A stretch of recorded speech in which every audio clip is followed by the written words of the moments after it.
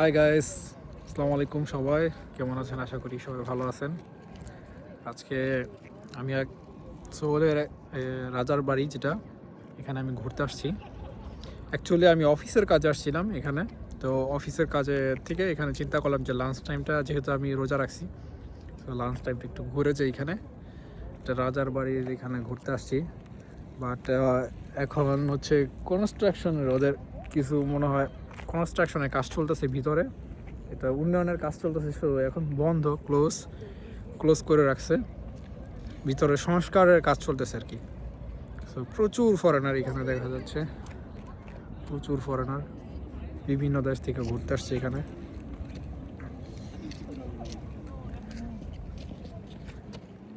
আপনারা যারা কোরিয়াতে আসবেন একবার হলেও এখানে আসবেন ঘুরতে, এখানে ঘুরে দেখে যাবেন।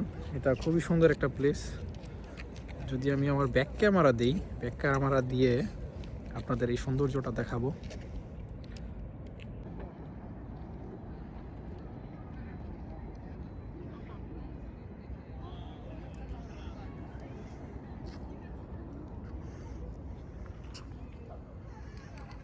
মেনলি এটা হচ্ছে এন্টারেন্স, এই গেটটা দেখা যাচ্ছে, কিন্তু এখন আপনার ভিতরে সংস্কারের কাজ চলছে, তো সেই জন্য ক্লোজ আছে।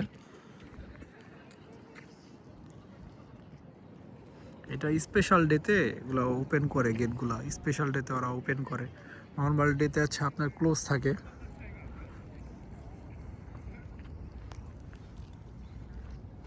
প্রচুর ফরেনার এই যে কোরিয়ান হানবক পরে আসছে, যেটা কোরিয়ান ট্রেডিশনাল ড্রেস হানবক। এখানে একটা কাপল দেখা যাচ্ছে।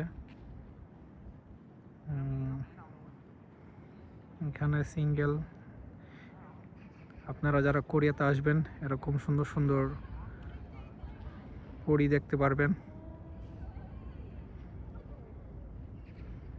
যে ডানা কাটা পরি এরকম দেখতে পারবেন।